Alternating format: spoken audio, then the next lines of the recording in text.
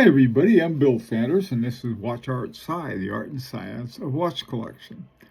What I'd like to do today is to have an introduction to how a watch works for watch collectors. A lot of watch collectors love watches, but they don't know very much about their operation. This is just for a mechanical watch, and it's a very simple one. It's not for watchmakers. Okay, even pretentious watchmakers may have to know a little more than this, but I just wanted to have some kind of introduction to how a watch works, and so that there's some little understanding. I also encourage anyone who collects watches to take a course in watchmaking. You'll learn more about your watch, but that's another story. What I want to do today is just start off. Now, this first one we have is a movement called an ETA 6498. And the reason I'm using it as an illustration is that there are a lot of them, or they're clones. This is a clone of one, and the two gears I want to start with. One is called up at the top there, is called the crown. And it's called the crown because when you turn the crown, let me give you a better example here. When you turn the crown, here's the crown here, the movement turns and you wind the watch. That's all it is to it. And you can see it right here, and then when you turn it, it turns this larger wheel. This is called the ratchet. And what the ratchet does, it turns a little more than it, but just basically it winds the mainspring. And the mainspring is what keeps the whole watch going. I mean, that's the only power that it has. There's another little thing called a click. Let me see if this has got one here. They all have them. This one doesn't look like the one in the illustration. There's a little click here, and what it prevents prevents the spring from going whoop like this. Now I'm going to illustrate how the power is sort of a constant amount of power that is pressing through the rest of the watch. Now I'm going to start with this balloon.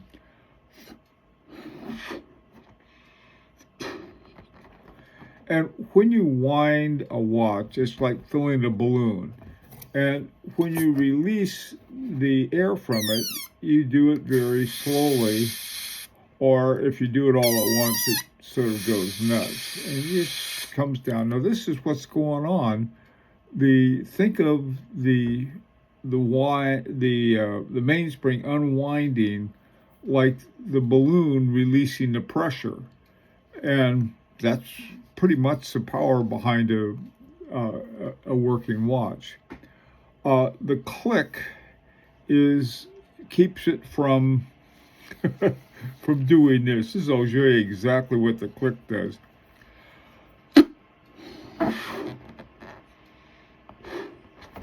Without the click, the whole thing just goes whoopee and comes and quickly unwinds. And so the click keeps it from doing that. Okay, so those are the three things. You have the crown wheel, and it's easy to remember the crown wheel because you turn the crown. When you turn the crown, you can see the actual gear starting to move, and it adds power to it winds the spring that essentially is transferring the power from your winding. I mean, this is your little fingers have unknown amount of power because they are tightening the spring that will slowly release the pressure, just like this balloon did. And the trick, of course, well, how does it do that to keep accurate time? A couple other things you'll see on the back of a watch. A lot of times these are, you can see them here, if I turn it just the right way, right in here. You can see them better on the illustration of the 6498. Uh, these are jewels, and the jewels are artificial, for the most part, artificial rubies. There may be some other things, and we'll find them there at.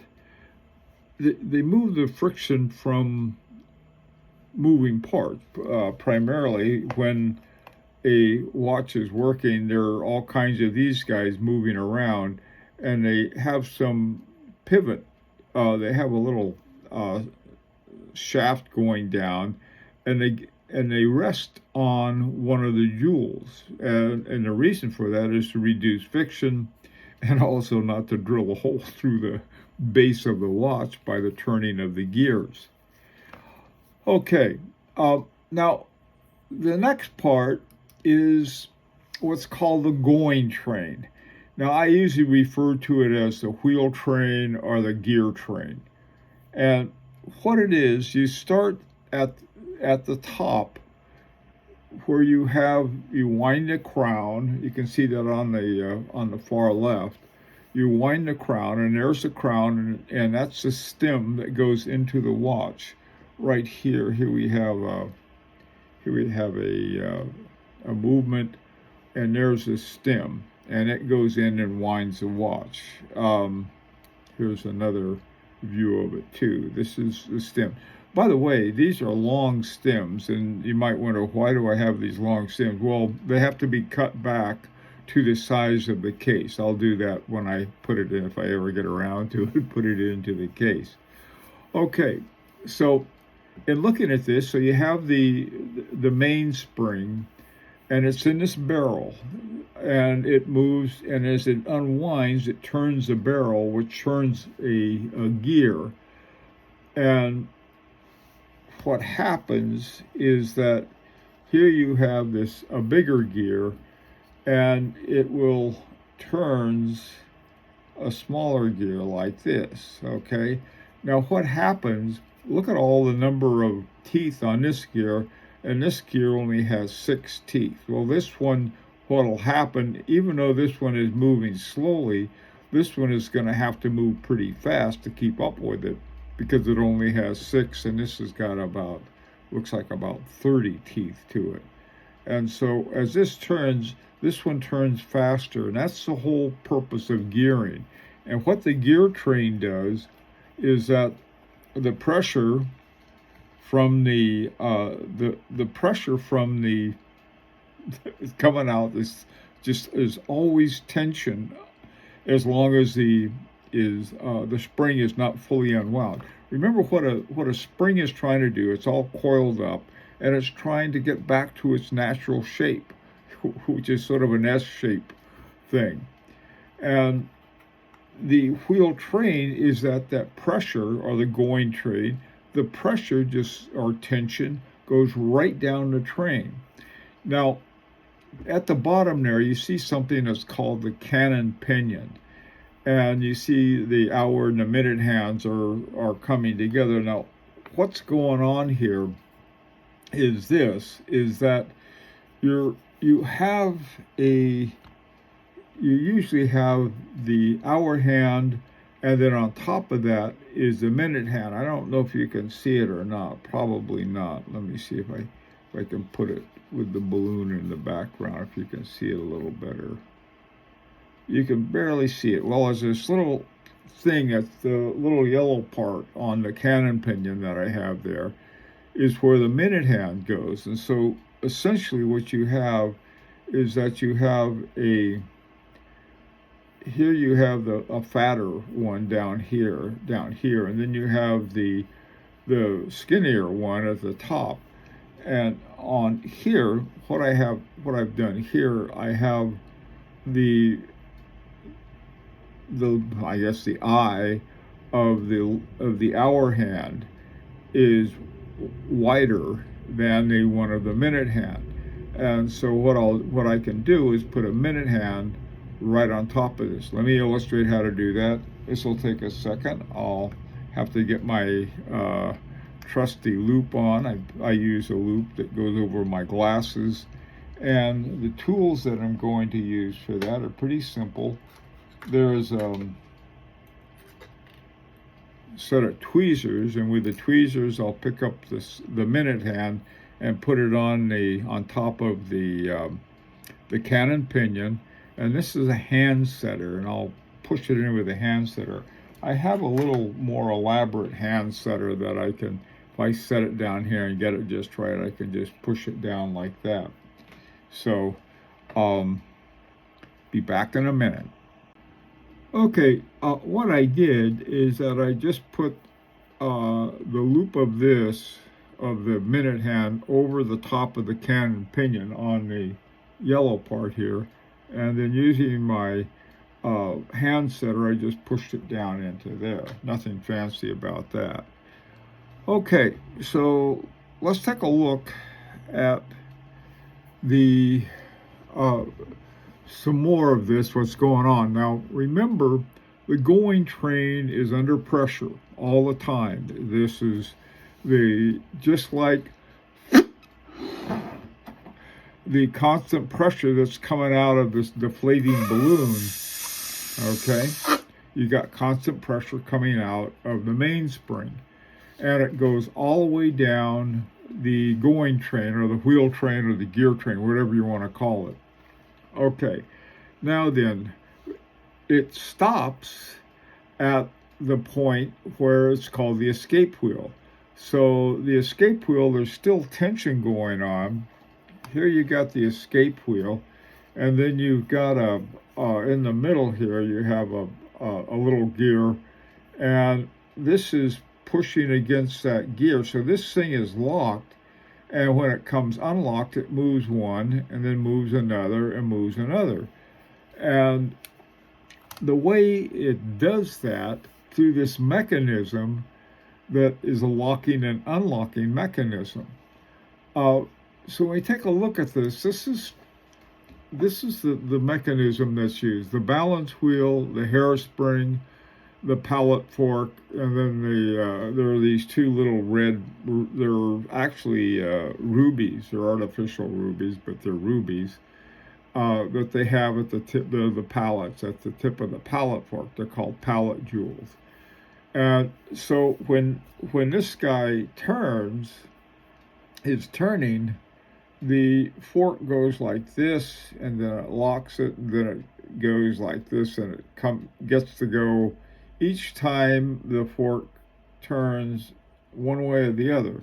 Now, what's going on is that what's turning the fork is that you have the balance wheel swinging back and forth, okay?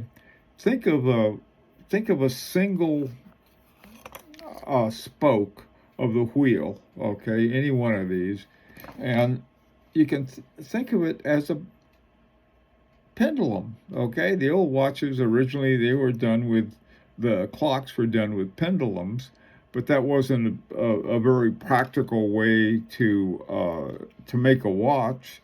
Let me take this thing off. That wasn't very practical for watches, so they came up with the balance wheel, and the balance wheel is doing this. It oscillates one way and then oscillates the other way. So they refer to them, the correct reference to them is semi-oscillations. They call them vibrations and other things like that, but essentially they're oscillations going back and forth. And if you concentrate on the spoke, you can see the pendulum-like movement of that. And this is done with the interesting thing is that the pressure is coming down the going train, and the pressure is on the escape wheel, and every time the fork unlocks it, it kicks the fork up and is kicked back by the hairspring, and then it kicks it the other way, and then keeps kicking it back and forth one way or the other. That's being done by the pressure put on coming down the going train by the escape wheel. So the old escape wheel kicks the fork one way and then kicks another. They have I would be probably given a blindfold and a cigarette by a true watchmaker for that explanation. But essentially, this is what's going on that makes your watch work. Now, I've got a little animation here to show you that show the workings of the way the pallet fork sort of dances with the um, escape wheel. So let's take a look at it. Okay, there's a little animation of this going back and forth. By the way, I got this from Wikipedia, and they had an animated GIF that they did it with, and I put it in a different kind of animation, still an animation, I guess, using the different pictures and putting them into my video editor. In each one, this is just going back and forth like that. Okay, now this has been a very, very simple, perhaps oversimplified version of how your watch works. And you may ask, well, why bother? You know, we collect these things. Well, when somebody says, well, gee, so and so has this special feature to it, we'll have a little better idea what it does. If you talk about coaxial escapements, well, they take a little tension out here or there, or a detent escapement, or if they have double barrels in parallel or in serial, the different things that'll happen. You can sort of you can imagine different things that are going on inside of your watch with some basic understanding of how everything works. Well, listen, I'm very interested in your opinion of it, and if you're a real watchmaker, you can let me have it and correct me on just about everything that I got wrong. I belong to the pretentious watchmakers, so we're we're not very good, but we have a lot of fun. And like I said, I encourage everyone take a course in this stuff. It's a lot of fun. They'll give you an old ETA 6498 or 97 or something like that, and show you how to take it apart and put it back together and how everything works. Like I said, let me know what you think. This is an opportunity to subscribe to Watch Art Sci if you like. And until next time, this is Bill Sanders for Watch Art Sci, the art and science of watch collection.